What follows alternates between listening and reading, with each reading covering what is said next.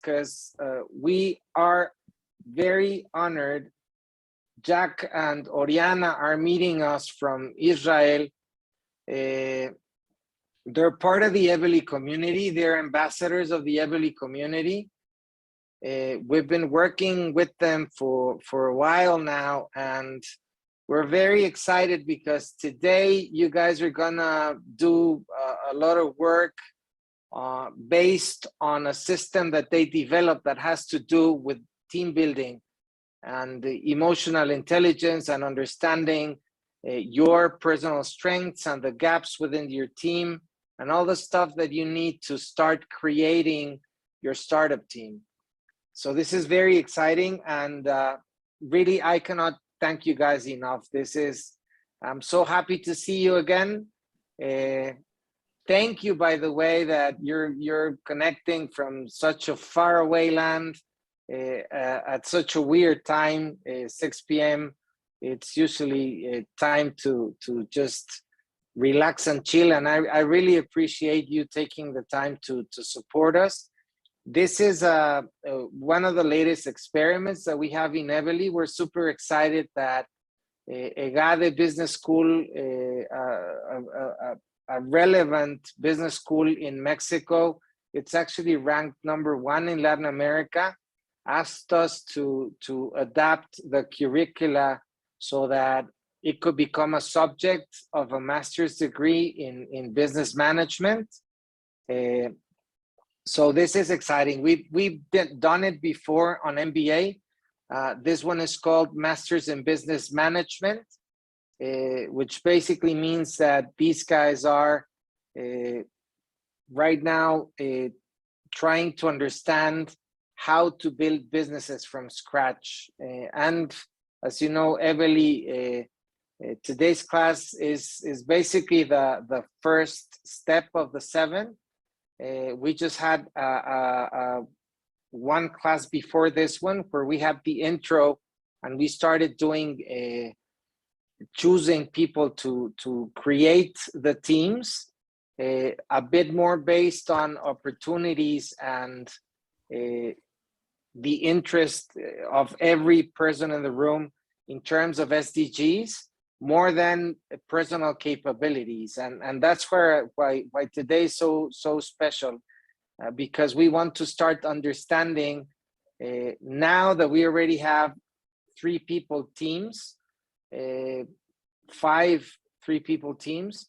We want to understand how we can start creating team dynamics, understanding where the gaps are, and understanding how we can start working towards building the skills and capabilities that we need to continue defining the solution, and then building the MVP and doing all the planning. So thank you for that. How much time are we having today with you guys? I think we're gonna be for an hour, right? Correct. Yes. Good. So no further ado, Jack and Oriana, I wouldn't like to introduce you guys because I think you have a very impressive resume. So I think it's better if you like to share your personal story with everyone in the room. Is that okay? Oh, okay. We can do it in LinkedIn and be faster and get into the subject. Let's do the very, very short version. We're both entrepreneurs. We've both, for very different reasons and in different parts of the world, have both been working with entrepreneurs for over 10 years. Oriana in Colombia, me in Costa Rica. Then we met and we started working together. We built our first startup. It's called Cultura 52, and it deals with everything dealing with organizational culture and how to build it. And from that, we started moving forward. I'm originally a psychologist who then became a data scientist. So we started moving towards the analytics part. And now we have a new startup called AI Intelligence, who does measurements for everything that has to do with social and emotional skills. And we'll eventually be doing measurements for organizational culture as well. But we're going to be talking a little bit about that during the day today. Well, I don't like to talk about myself a lot. If you want to meet, to know each other, I think that it's better because you have a lot of questions. You're in a program that you're going to need a mentor, support, a joke, good stories, knowledge, Bad stories, and many things. So I prefer that. If anyone wants to connect with me, I'm more than happy to help. Yeah, we'll share our LinkedIn profiles on the chat. Yes, I don't see a few girls, few women in here. Guys, if you want to talk to me, I know that sometimes it's overwhelming because there is too many boys. I don't see any girls, just Ana Sofia maybe. Yeah, and sometimes it's hello, Ana Sofia. Sometimes it's better to talk with one-on-one. I don't know. I prefer that. My career and my CV and stuff is there, and I prefer just to help people and have a cup of coffee and have a really hot cup of coffee. We are really freezing in here, so let's start. Okay, so let's get started. Just in case, if you have any questions during the presentation, raise your hand, put them in the chat, whatever makes you feel better. Yes, I'm going to be in the chat, answering questions and giving you material and whatever you need. So we're going to talk about particularly two things. The part of emotional intelligence, why it's so important for entrepreneurs. And then we're going to talk a little bit about teams and specifically about team profiles so that you start having an idea of what it is that you should be looking for when you're building a startup. Who should the other founders be? And what's a good mix to help you increase your chances of success? So first of all, what's this thing called emotional intelligence? In 1996, it's Dr. Daniel Goleman that proved that the emotional intelligence was something that actually existed. He did a lot of experiments together with Richard Boyatzis, and they discovered that the way we manage our emotions, the way we deal with everything that has to do with emotional skills has a very big impact on everything in life, happiness, success, and very specifically, I want to talk to you that it's very important, why it's important in entrepreneurship. In the Strategic Entrepreneurship Journal in 2017 or 2018, don't remember, the link is there just in case you want to check it out, and I can send it to you as well. They did a meta-analysis of over 65,000 studies that had to do with the difference between cognitive intelligence, emotional intelligence, and entrepreneurial success. And they discovered that emotional intelligence was a much better predictor of successful outcomes than the traditional cognitive intelligence. Cognitive intelligence is very good at predicting how traditional business, or how much chance a traditional business has of succeeding, but it turns out that emotional intelligence is a much better predictor for startups and every kind of business that you build during uncertainty, when you have to deal with uncertainty, when you have to deal with a changing world, when you have to deal with technology. So what exactly is this thing we call emotional intelligence? It's everything related to how we understand, manage, and regulate our emotions and the emotions of other people around us. There are particularly 5 dimensions of emotional intelligence, and we're going to talk about each and every single one of them. There's self-awareness, self-regulation, empathy, motivation, and social skills. The last one does have the word skills, but in truthfulness, every single one of these dimensions is an actual skill that you can develop. And we might talk a little bit about it. We don't have time today. Feel free to drop me a note and we can talk about how to improve practically every single one of them. It's going to take some time and some work, but you can improve every single skill here. The first one is self-awareness. This has to do with knowing the famous saying, know yourself, know thyself. You're supposed to know how you feel. You're supposed to know what you like, what you expect, what are your resources, what are you feeling and thinking at a particular point in time, and how much you're able to recognize those emotions. That specifically has to do with your self-awareness. There's particular things, how much time you spend doing introspection, how much do you understand or can describe the different feelings that you're feeling at a particular point in time. Most of the time we can, when somebody asks us, hey, how are you feeling today? We're like, good, okay. But we never actually talk about exactly how we feel. And just to give you an idea, there's 5 main emotions that human beings have: happiness, sadness, fear, disgust, and anger. That's it. Those are the basic 5.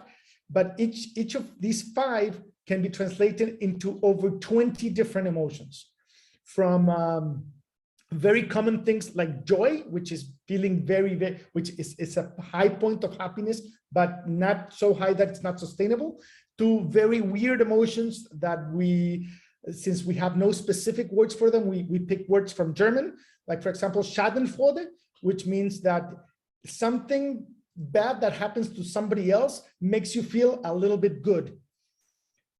So yeah, we have a wide variety of different particular emotions, and the more we learn about them, the more self-aware we become. Then we have the self-regulation.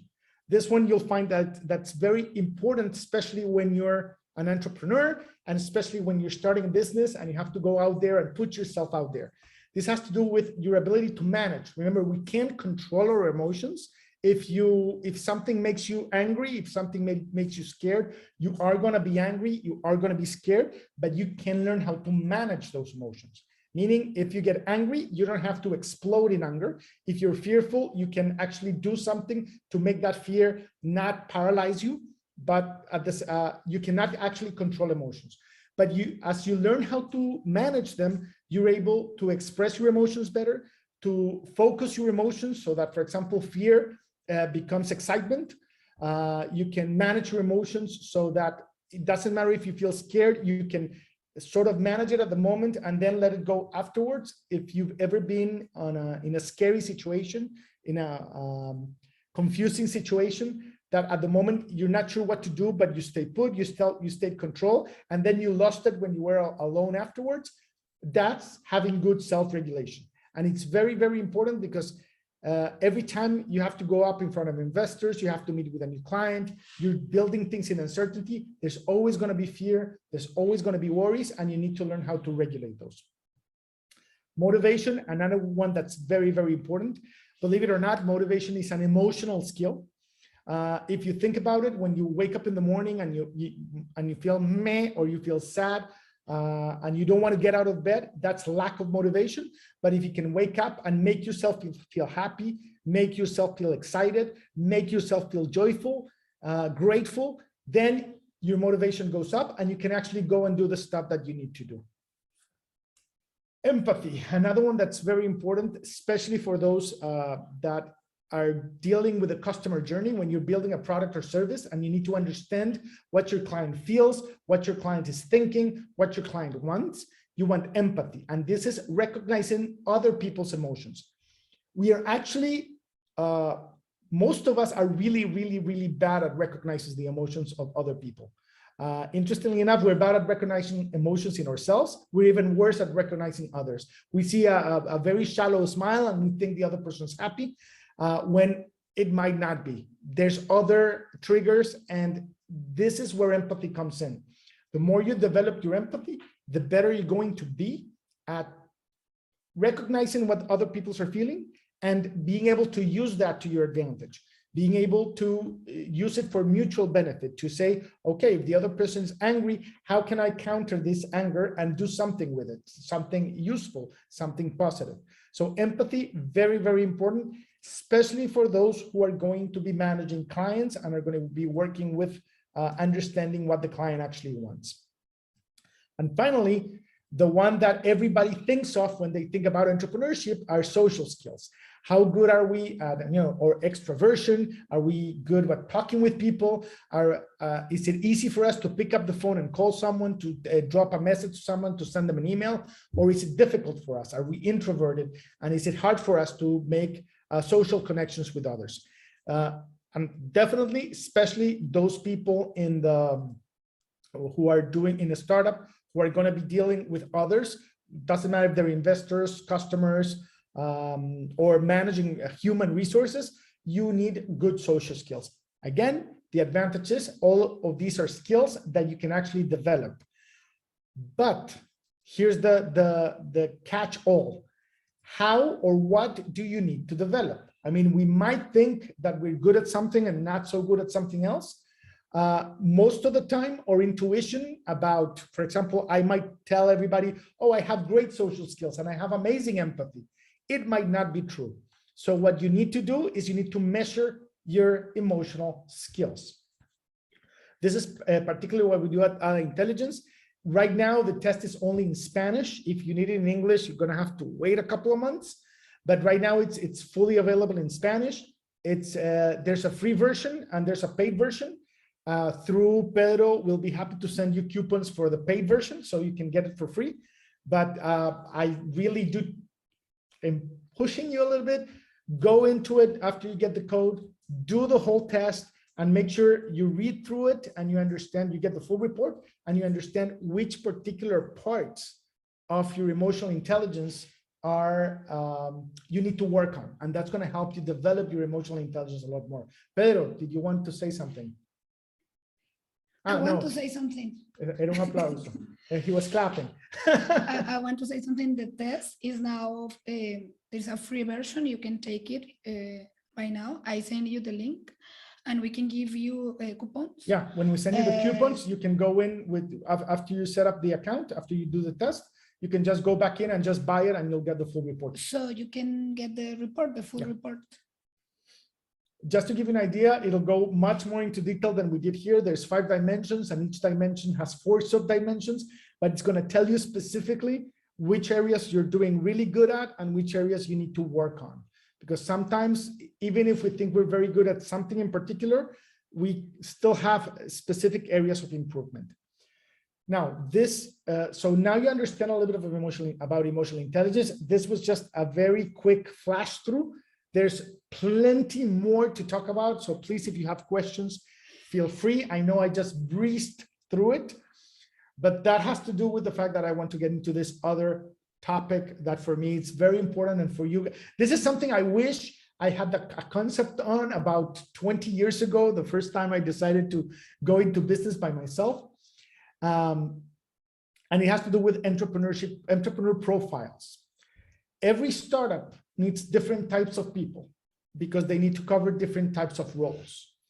Unfortunately, for a lot of startups at the beginning, it can be just one person, you know, the famous solopreneur, or you can have a small team of people. It can be 1, 2, 3, maybe even 4 people if you're lucky, that are going to get together and start a startup. In average, just to give you an idea, here in Israel, this is considered startup nation for a reason.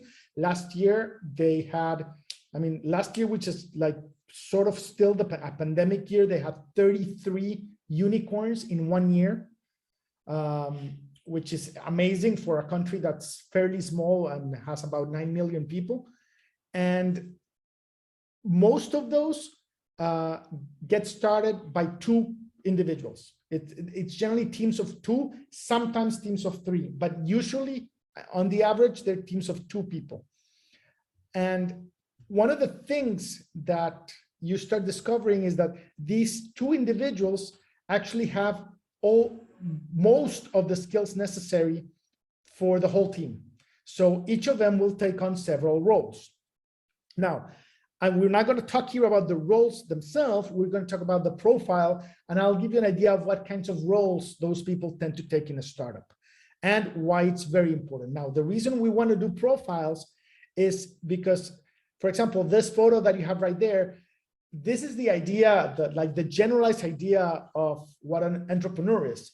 But truth is, there's all kinds of entrepreneurs of different backgrounds, of with different skill sets, and understanding those profiles and what is the kind of people that you need to get your profile or your skill set to connect with somebody else so that you have a more wide set of abilities that is going to be needed to increase the chances of success for your startup becomes very, very important. We build profiles because we like categorizing things. At the end of the day, we categorize the whole world. We have different species and different genomes and different, we categorize plants in 20,000 different ways. And we do this so we understand them. And the same thing we've been trying to do with human beings for a long time. Most recently, instead of using model or theory-based models, which is if you've ever taken a DISC assessment or if you've ever taken a Myers-Briggs assessment, those are theory-based. You know, there's somebody throws out a theory. It's a theory. It's more like a hypothesis than an actual theory, and from that they build profiles. But in the last 40 or 50 years, they've been building statistical profiles, meaning how we describe ourselves becomes the way that we categorize people. And again, we want to categorize people because we want to know what we're good at and what we need to improve. Or in the case of startups, if we're very good at something, but we're missing this tiny ingredient, then we need to bring somebody else in that has that ingredient so that we have a better chance of being successful.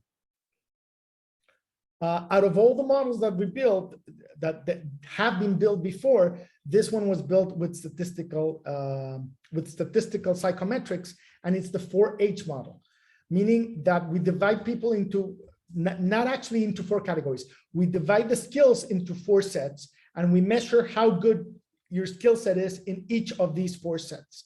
And depending on that, then you're going to get a score, whether a low score or a high score on each of these 4 profiles. You can, believe it or not, there are people, very few people that can have the 4 profiles. It's not common, but it can happen. Most of us are probably going to have one very strong one and one a little bit lower. We might have 3, but in general, we're going to have one very strong one strong, and then the other 2 are going to be up and down depending on our own skill set and profile and personality. So what exactly are these 4 models or 4 profiles? First, you have the hustler. And this is, why do we call it the hustler? Because this is the person that's, for some reason, always motivated, is incredibly optimistic. These are the visionaries, the ones that create purpose. You think, for example, Elon Musk is a perfect example of somebody that has a high hustler score. He dreams big. I mean, he's not dreaming of reaching the moon or reaching Mars. He's dreaming of actually colonizing other planets. So this is where you need to go when you're a hustler, and they're always on the move. There's 2 characteristical skills of the hustler. They're highly resilient, meaning bad news don't deter them. If something goes wrong, they'll just figure out a way to push through it one way or another. And this is why I brought Elon Musk as an example. I don't know if you knew, but when he was building Tesla, after he had like 250 clients who had already given him like $50,000 each to get one of the first Teslas off the line, he had to bring them all together and tell them, guys, I'm sorry, I messed up. I didn't know how to build cars. It's not going to be ready when I told you it was going to be ready. And it's going to cost twice as much as I told you it was going to cost. Out of the 250, I think like 100 and some actually gave him another $50,000 and gave him the extra year to finish building them. So most people that don't have that high resilience, when they get to that level, they're probably just going to get depressed and run away. A hustler never gets depressed and they just keep moving through. And the other part is that they have high adaptability, meaning as the world changes, they adapt very quickly and very easily. So these are like the 2 signature skills of the hustler. Probably some of you are already saying, I'm definitely a hustler. Some of you are going like, no, this is definitely not me. And if it is you, then this might be one of your strengths. If it isn't you, then start looking for people who are, because you are going to need a hustler when you're in a startup, because you're going to need somebody to push through anything, to motivate everyone, and to keep the dream going. The second one is the hipster. These are highly empathetic people. I told you empathy was very important. They tend to be very artful. They tend to have great social skills. In a sense, these are the people that are going to be very, very useful when it comes to designing your customer journey, understanding what customers want, making sure that your design is actually fit for consumption. And they're going to be the ones that lead they tend to be great product managers, great product owners in companies. And generally, these are the people that go for design, they will go for creativity. Probably their biggest skills are creativity. And again, they're social skills. And these are the ones, again, they're going to make sure that whatever it is that you create, whatever product that you're doing, not that it works, this is not his job, but that it looks good and that people understand it as quickly and as easily as possible. The third one, this is one of my favorites because I'm one of these, is the hacker. Hackers are curious. They tend to have high technical skills for whatever it is that they're actually doing. And they tend to be problem solvers. They might have some other skills from other profiles, but this is the person that is going to make sure your product actually works. This is the person that can actually build your product or service. So if you're doing technology and you need a programmer, you need a hacker that's going to be your programmer, you know, that they understand the problem that you're trying to solve, that they understand how to build a solution, and that they can actually get their hands on and actually doing it. Their skills, again, technical skills are like a big factor for hackers. You know, these are the people that they don't just go and open the book on programming. They actually understand programming. They understand engineering. They understand whatever it is that they're doing at a very, very high level. And they're very focused on making the problem go away, in a sense that they're going to build something that actually solves a specific problem. Some of them are dreamers, some of them are not dreamers. But again, you definitely need a hacker because these are the people that are going to build your product or service and make sure that it works. And finally, this is the one that everybody tends to forget. And some people think it's not important until your startup gets a little bit off the ground. But the faster you have a handler, the easier your life is going to be. These are people that have high organizational skills. They are very conscientious. I mean, these are the people that keep an agenda, make sure that if you have an appointment at 2 o'clock in the afternoon, that you're there at 1:55. These are the people that can actually take a lot of people and organize them into different tasks. They tend to have good financial skills because here's the thing. Everybody thinks that finance and accounting have to do with math. They don't. Finance and accounting have to do with organizing stuff. The thing is that the stuff that you're organizing is budget. So that's why people think it's math, but it's not. I love math. I hate accounting. So these people tend to be very organized and they're very execution oriented in a sense that they want to organize things so that things get done. So again, start thinking a little bit about it. I don't know exactly which profile you are. Unfortunately, in particular, thank you. The test for the profiles is not ready. It's going to be ready in a few months. So right now, you're going to have to imagine where you are, what are the skills that you have, and which of the 4H you belong to at the particular time. As I said before, the profiles are not exclusive. It means if you're a hacker, that doesn't mean that you can't be any of the other 3 as well. As I said, it's possible to be all 4 at a high level. It's very unusual. It's probably very, very unusual, but you're probably going to have 1 or 2 of them where you think you fit in. And it's very important to understand where you are and where the other people in your team are to make sure that you figure out what you have, what you're very good at, and what you're lacking. And so, for example, something important, yes, you're going to need people at high level in each of these profiles, or at least that's the ideal. Can you be successful if you're missing one of the profiles? Yes, you can be successful. The issue is that your probability is probably going to go down. So the more varied your team, the more that you have everything that it needs, the more chances you have to be highly successful. Whew. Breathe. Anybody have questions so that I Please, can take a little bit of a break? Any question? Yeah, Ana Sofía, you want to ask? Daniel. Daniel. Yeah. So, for example, with this like models, is it all right to try to develop like a new model of the or you told us? Is it better to find someone that already has the skill? I missed you until you said, is it okay to develop a new model for? And then I couldn't hear you. Sorry, it's because I'm with the earphones. I think they're not working that well. But is it better to like develop one of the 4 models, or is it better to find someone that already has the skill? Well, it depends on how much time you have. It's obviously whatever skill you want to develop, it's always good to develop skills. If you want to try and develop, the thing is that every time you're spending time developing one skill, it means you're not spending the time developing another skill. So for example, I would love to learn 20 languages at the same time.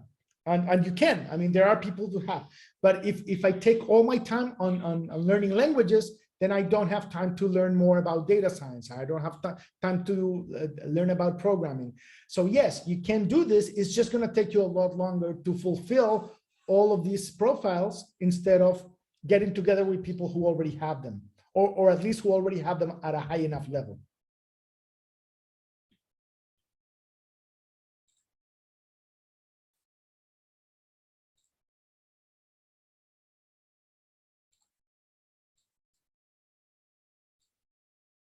In the chat? No. Anybody else? Questions?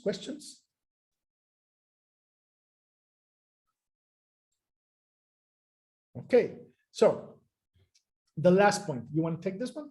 Yes. When Ian asked us to do this talk to you guys, one of the points was the effectiveness, the effectiveness of teams. We talk about it. Emotional intelligence is a big part of the effectiveness of a team. The skills that you have, they are the core of the startup that you're going to build or the idea. But the psychological safety is a concept of Professor Amy Edmondson of Harvard University. And this concept became relevant in the world when Google started to research how a team can be their best version of themselves. So they found out in 2012, something like that, that psychological safety was the secret of these teams where people feel safe, not to be bullied, not to be ashamed of asking anything, not to be ashamed of making mistakes, asking questions, offering new idea, because we live in societies and we learn in the very, very beginning of our childhood not to ask. If there is a room full of people, be ashamed of raise our hands and ask questions, because it's supposed that everybody knows and have the answers. And I don't want to feel like I supposed to know this, but when you have the confidence to ask, you realize that people don't know and they have the same questions. So this concept is going to be very important for your teams. And in the future, when you are building your company culture or your startup behavior, this concept I want to give to you to learn more, to research about it, because it's important to develop in a daily basis, not just in your work career, but in your family, with your partner, in any aspect of your life with your friends, because sometimes we're ashamed of being embarrassed or punished for don't know something that we're supposed to do. Right now, for example, we live in a positivity era or something like that, that everybody in Instagram and TikTok have this positiveness or whatever it calls, and it is kind of toxic because, and when you are seeing the negative side of something, or you are seeing a problem, you are almost punished for example, for saying in a loud voice, hey, come on, the climate change is a problem, something like that. People is like, no, you have to be positive, because whatever pandemics get for religions and stuff. So this concept is very important. Psychological safety is the base of Google company culture. And too many entrepreneurs and startups want to be Google, and there's the model of reference, but they don't know that behind it, there is the building a team that they work a lot on this, in being, no, don't worry to make mistakes. Yeah, there is a correlation, big correlation between psychological safety and startup success or company success in general. The companies where people feel safer to share ideas, to share thoughts, to share anything that's happening, tend to be much more successful than the ones that where people, you know, the famous don't ask, don't tell company culture that still permeates many companies all over the world. So since we have some time. In the chat, I give you the 4 bullet points of the findings of Google in the Aristotle project. That was the name of the research. You can find it all over the internet. And they really highlight the personal profiles, the emotional intelligence, the skill set, and the dynamic of the group with psychological safety. Great. That's it. So let's do something since we have a little bit of time. Imagine that you are in a way right now, but you're meeting a bunch of other entrepreneurs. All of you want to be founders. And you have to introduce yourself as a hustler, a hipster, a hacker, or a handler. How would you introduce yourself and why? And whoever wants to start, if not, I'll start calling out names. Carlos. I think I would categorize myself as maybe a hustler, because I always have a lot of energy and I'm always trying to just go for it. So yes, I would probably be the hustler. Great. Anybody who needs a hustler, Carlos is there. Tanya. Yes, I think that I am handler, because I like to organize almost all the time, and with my personal things and with the projects when I'm with my team. And sometimes I like to know that everything is in order, and asking all the members of the team if everything is okay, or if we have to do something else, going by the time that we have to do the things. Thank you. We have a hustler and a handler. Let's see who's next. You have to start calling out people.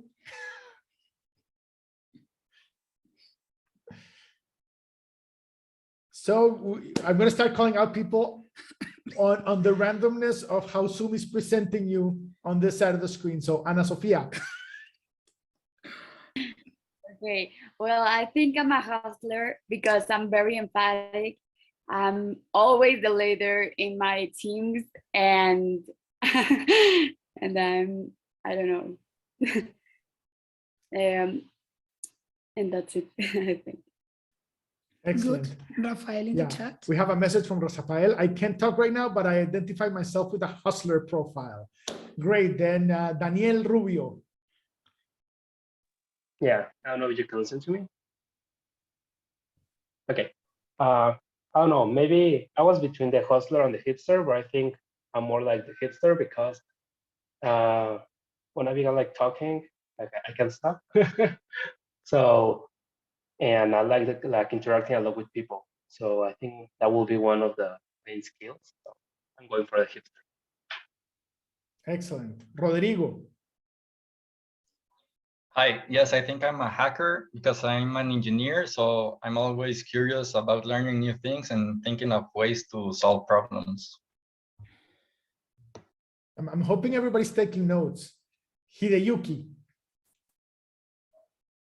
I think I can say like a hipster because I like new things, and like following the trend. But sometimes I can say like hacker because I like to like solve the problem, even if I don't have a confidence. Great. Julio. Well, I don't see myself as just one. I see like I have a little bit of all of them. I mean, I have a little less of hacker, but from the all of the rest, I think I'm a little bit in those. Excellent. Remember, yeah, you can have more than one. Diego.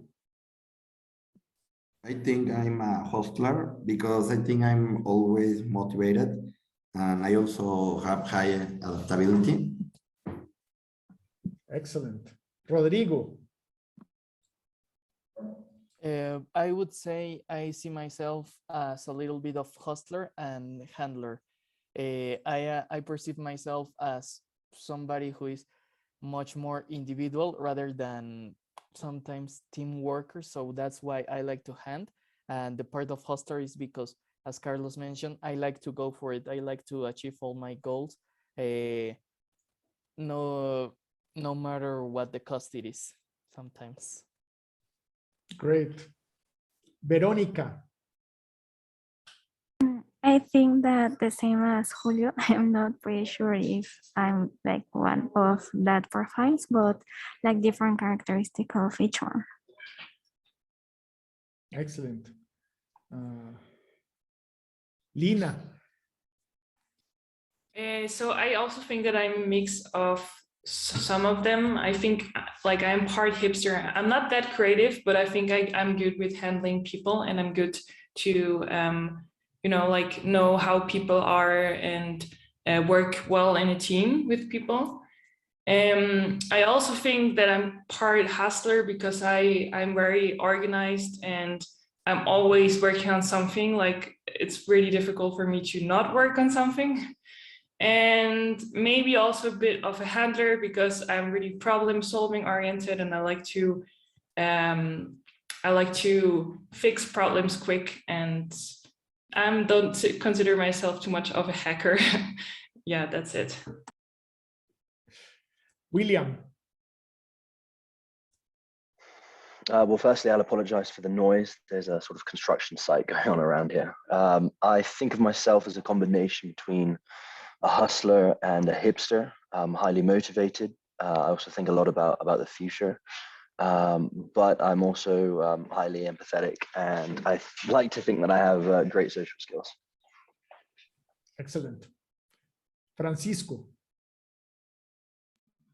Hello.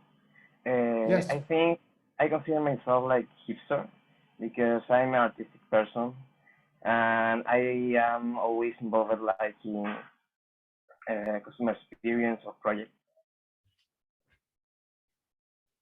Excellent, thanks. Edgar. Sure, I'd like to consider myself a mix between hipster and hacker. I work with quite a lot of problems, and it's kind of my natural state of being. But on the side of the hipster, I'm a musician and I'm a marketer, and it's kind of what I've been working on the last years. Wonderful. Alexandre.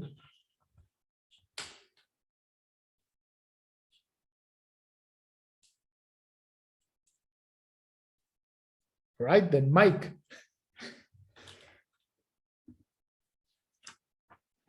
Hello, Jack. Oriana. Mike, thank you. I'm a part of the teaching team. That's the reason I have the camera turned off. But I think I am a little bit of different profiles. The hustler and the hacker. I think those two are better for me. And sometimes the handler because I like to do a lot of organizations for methodologies. Excellent. It's great class. Pedro. I really have no idea. I think I'm kind of schizophrenic because I feel that I'm kind of the four of those. I'm definitely a hustler because usually most of my partners, I guess the most absorbing job they have is just helping me land. I'm always flying and dreaming and imagining stuff. But also I'm just the typical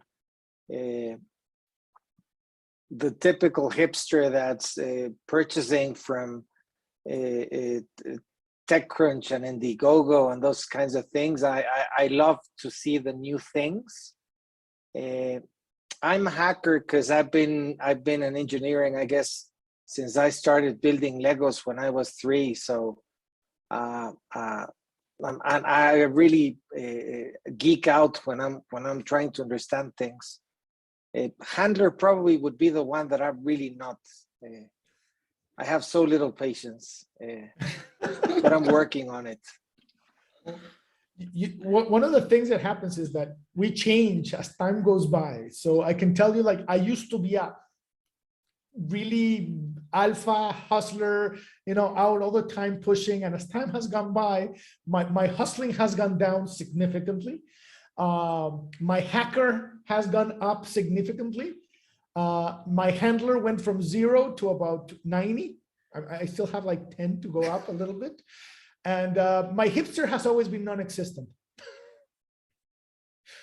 But as time goes by, you can change. And again, you can develop different skills. Do go out and do the emotional intelligence test. Check it out. Give it a good read.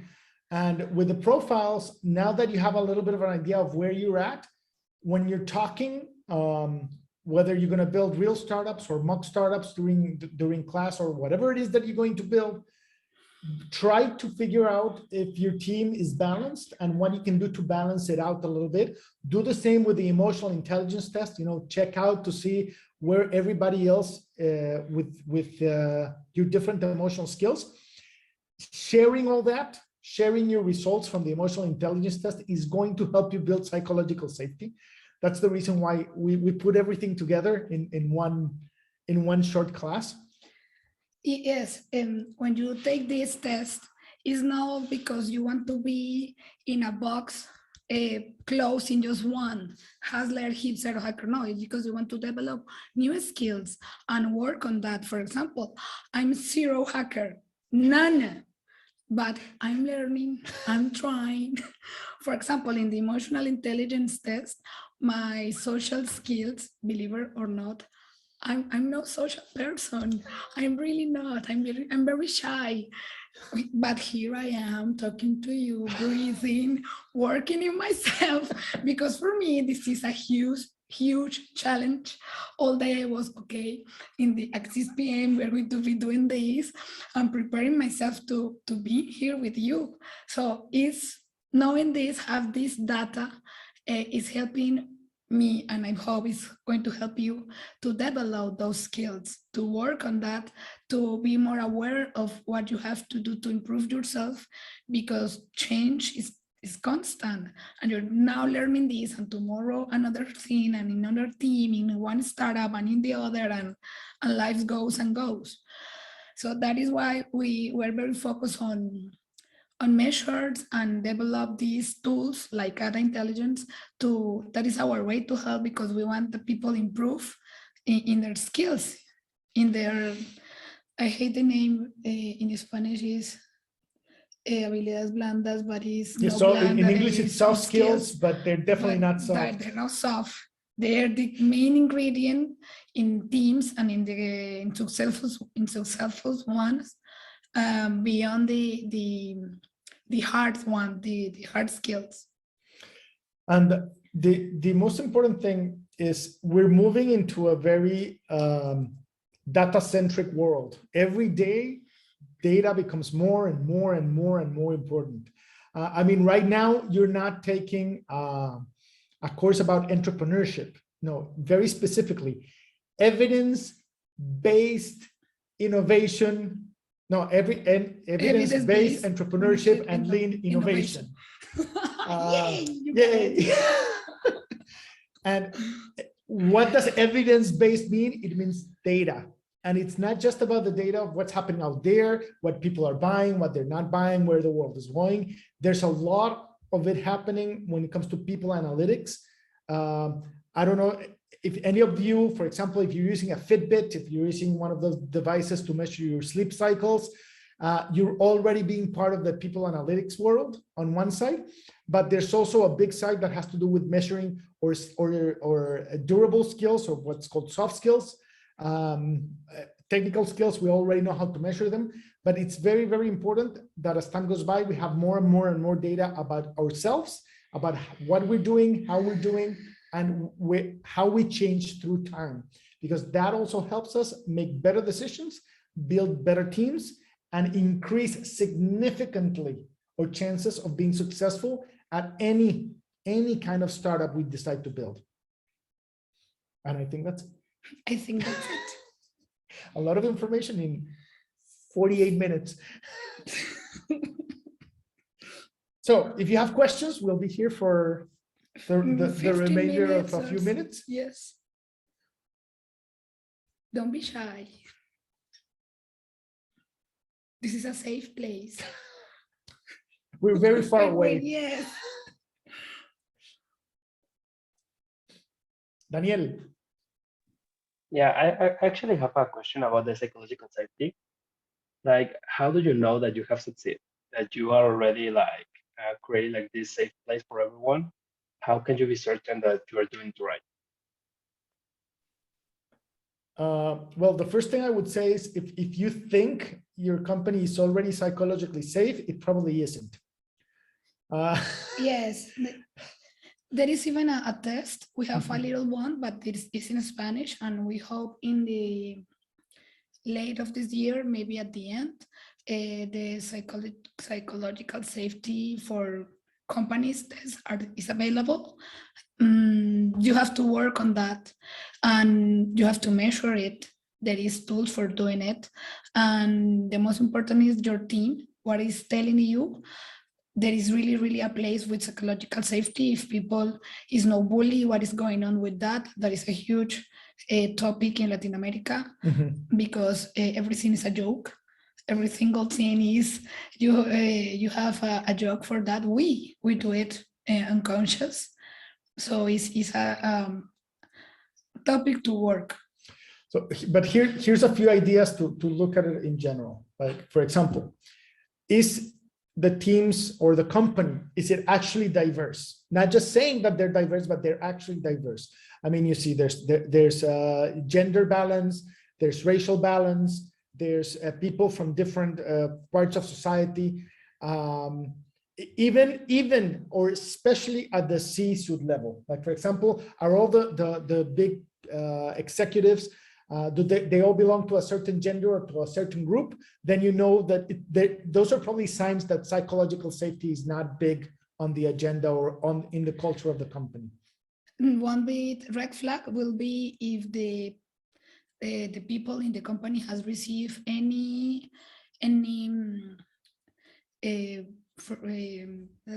workshop in bias. If people know what is bias and what is going on with that subject. Yeah, working on bias helps a lot to actually develop psychological safety. And in general, if people, like for example, another metric that is generally related to low psychological safety is turnover. If you have a company with a large turnover, like for example, Amazon, if you're at this high level, you know, if you're at the offices, you're developing new technology, they actually have very high levels of psychological safety. But if you go to Amazon on a warehouse, the psychological safety is non-existent. So even within the same company, you can have different groups that have different levels of safety. Even with the innovation concept, because if you are in a culture where the mistake is punished, how you're going to make a prototype and make mistakes to learn. And in the language of people in the office is mistakes are seen as a way of learning, or in the other hand, it is a punish. Yeah, for example, I don't know if you've ever had this experience, the companies that if you make a mistake, 5 years down the line, they're still reminding you made the mistake. That's a red flag. That's, you know, we have an issue with psychological safety. If they keep bullying you because of a mistake you made, or again, people are expected not to make mistakes, those are all red flags for low psychological safety. It's a complex issue, especially nowadays, but it's becoming more common.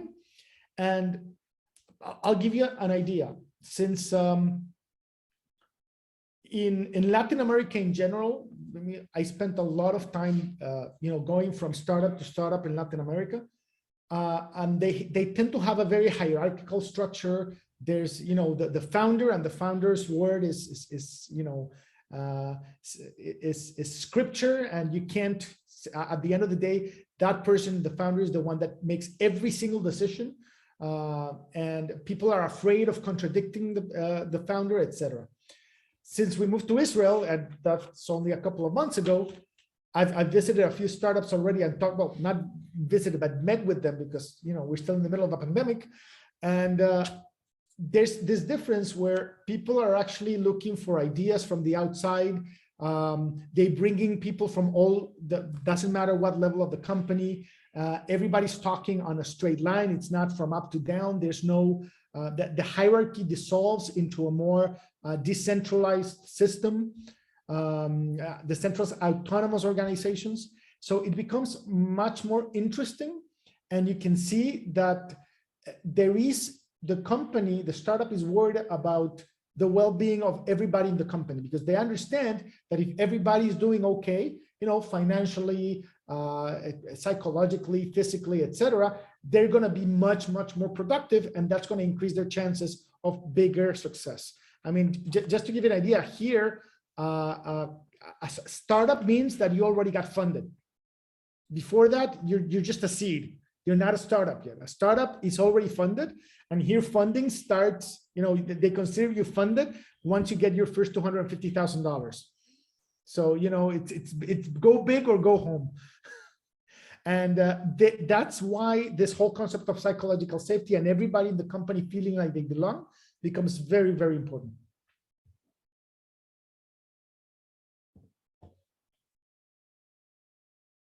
Thank you. Daniel? No, just thank you for the. I was just wondering, what's the most common category? Like, are there more hustlers, more hackers? What's the most common one?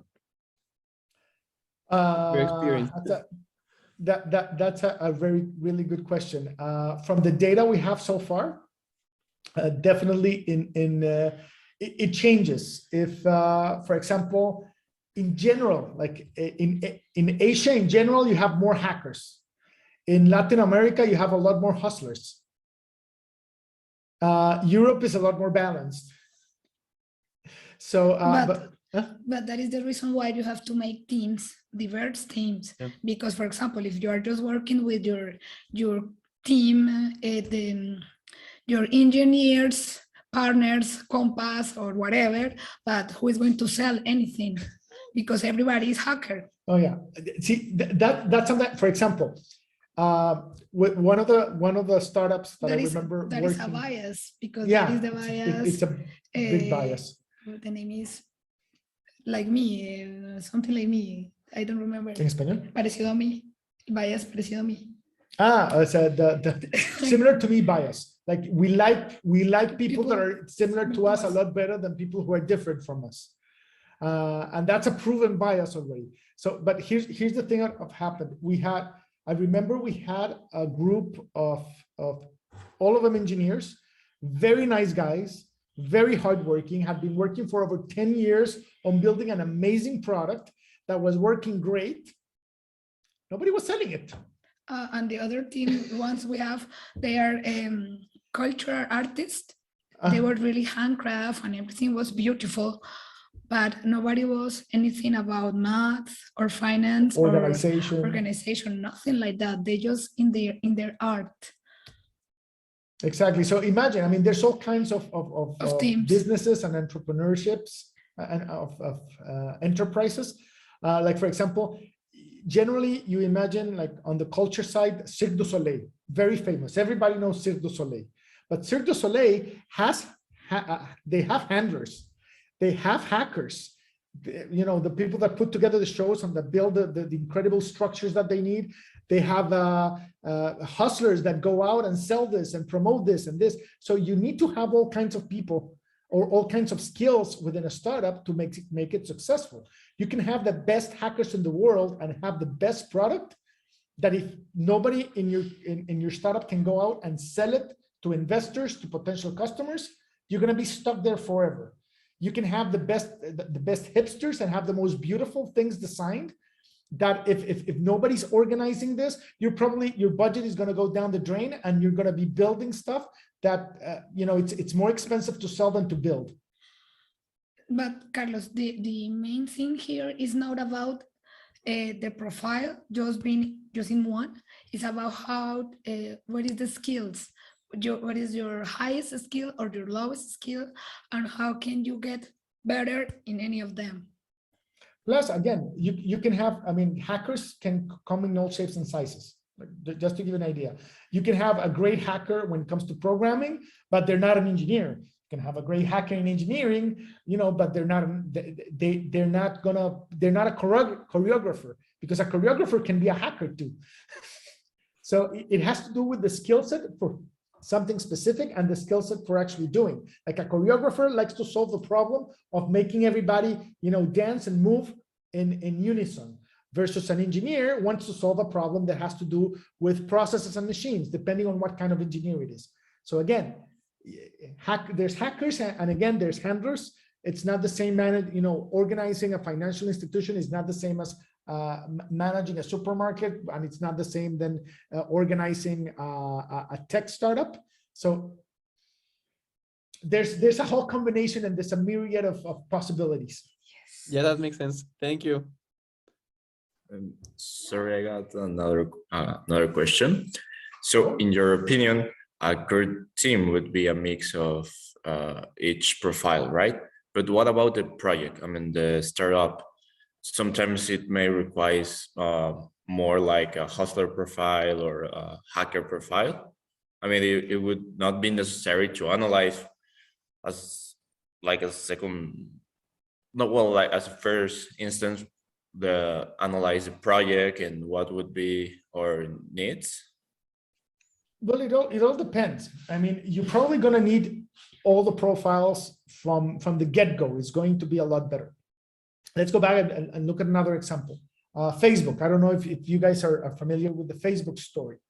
Mark Zuckerberg, he's definitely a hacker. His top pick is hacker. Maybe on a second level, he's also a little bit of a hustler, but he's definitely not a handler. In any circumstance or sense of the word, he's so bad at handling that he's always had a handler beside him every step of the way. Actually, Sheryl Sandberg, when he hired Sheryl Sandberg, he hired specifically because he knew he wasn't good at organizing a company. While she is probably the best example of a handler I can think of. So the important thing of understanding your profile and your strengths, and even more understanding where you have a big hole, is that you can fill it. You can find somebody that's going to come in and fill that hole and make your startup more, have a higher chance of success. Again, nothing is going to guarantee your success, but you just want to get the higher chances, the best possibility, and you're going to get it if you can put together a team with all these profiles.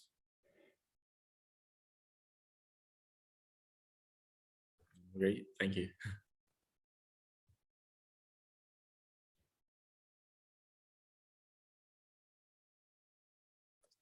So I really want to thank you guys for your time. I don't want to take more of your time. I knew we were done 8 minutes ago, and I really appreciate it. These are some of the people that you guys are going to be meeting in the next 12 weeks. It was super exciting to me to have them. I'm a really big fan of them personally and what they're doing for the entrepreneurial community worldwide. And I cannot thank you enough, traveling all the way to Israel to support the entrepreneurial ecosystem worldwide. I'll be in touch. I'll reach out. I'd love to have a conversation with you by the end of the week or probably next week. There's a lot to discuss. Thank you, Oriana. Definitely. Thank you, Jack. It was amazing. Thank you, Pedro. Thanks for Thank you having for us. having And us. guys, feel free to reach on social media. And good We're on luck. LinkedIn and we answer. Really, really the best wishes for all of you. Have a nice journey. Thank you. Great meeting you. Bye. Bye. Thank you. So if you guys agree, let's take 5 minutes and we'll be back at 11:15.